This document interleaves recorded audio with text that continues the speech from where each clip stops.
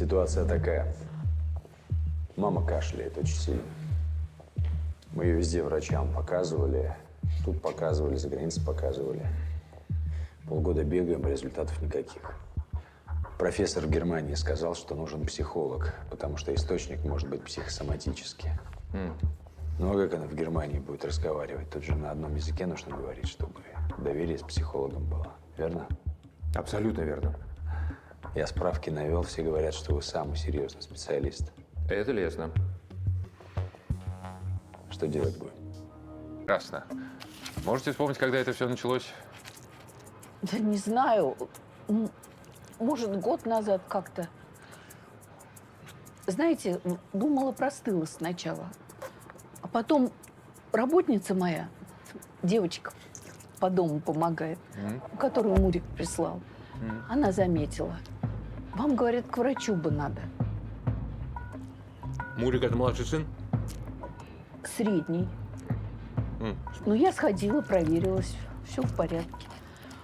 Потом все хуже и хуже. Легкие, чистые, и аллергии тоже нет. Какие-нибудь перемены в жизни за последний год были? Да я даже не знаю. Вот в столицу перебрались. Кто? Не умирал, не воскрешал в семье? Потому что... Слушайте, я вот думаю… А может, вы симулируете, а? Что? Ты что такое говоришь? Ну, так бывает. Покашляйте еще раз. Зачем? Научный эксперимент.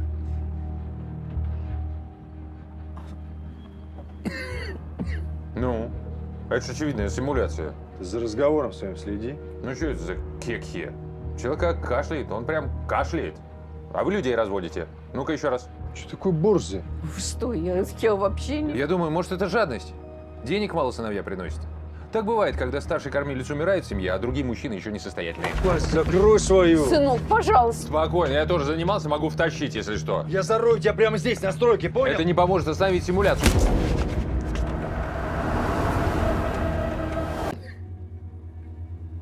Я знаю, что с вами. Вы до переезда с кем жили? Ну, как с кем? Все жили. Дети, жены Муратика и Ибры, их дети. Младший тоже с нами.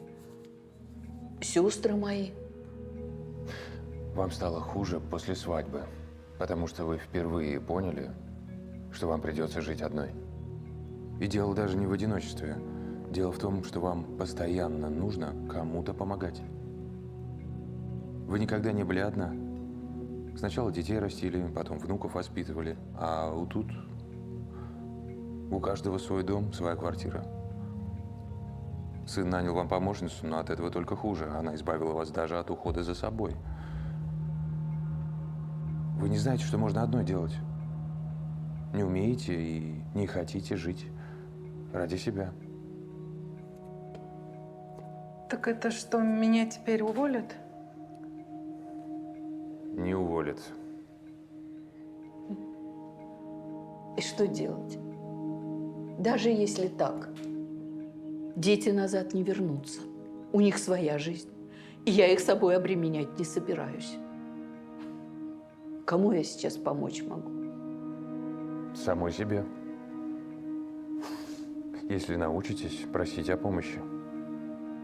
Если поймете, что люди вообще-то должны помогать друг другу. Не только вы кому-то, но и вам. Это нормально? Научусь просить. Это как? Сейчас кое-куда съездим, я вам все покажу. Матюш, привет, ты как? Здрасте, шеф. Аппаратуру захватил? Я только поговорю с ним и сразу… Просто укачивает немного. 15 минут. 15 минут выдержите? Да. Не-не-не-не, это кто? Мурат. Не надо, дайте сюда. Кошелек с собой есть? Карточки банковские? Нет. Я думала, мы просто на улицу выйдем. Я только во дворе нашем была. Больше никуда не ходила. Что и требовалось доказать. Не знаю, что вы придумали. Но надеюсь, что это поможет. Не хочу, чтобы дети из-за меня мучились. Поможет обязательно. В этот раз точно. Может быть, какое-то время вам будет казаться, что я внутри не такой добрый, как вам казалось на первый взгляд. Но на самом деле все правильно. Добрый.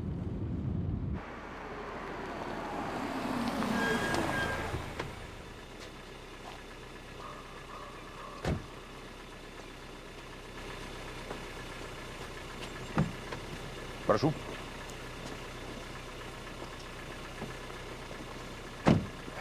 Ну, вот, собственно, и все. Как? А что мне делать?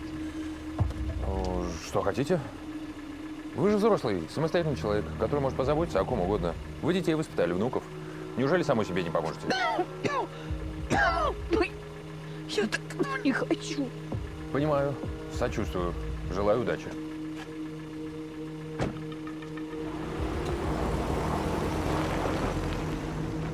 Подождите, а телефон мой. Стойте! Стойте!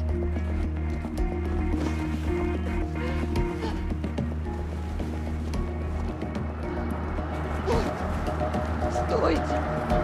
Стойте!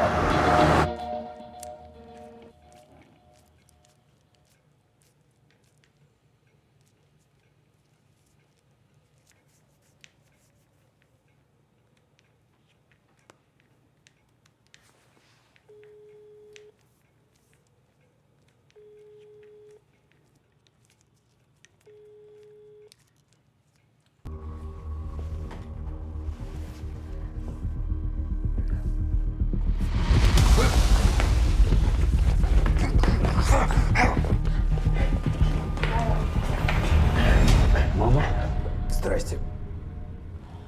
Ибра, Мама. прости, я волновался из-за меня. Телефон у Артема вот остался. Я сейчас ему Артему. Ты подожди. Я с одними людьми до города доехала. Потом машина на запад. И тут еще одну поймала. Хорошие люди мне помогли. Ты тоже раздевайся. Давай.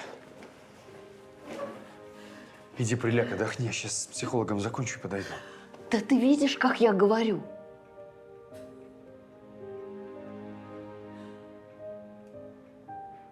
Ну, надо, наверное, сказать, что так и задумано, но это неправда будет. Простите, Амина Махмудовна, план другой совсем был. Да главное же, что говорю. И не кашляю. Артем, вам помощница по хозяйству, кстати, не нужна? Очень хорошая девочка у меня работала.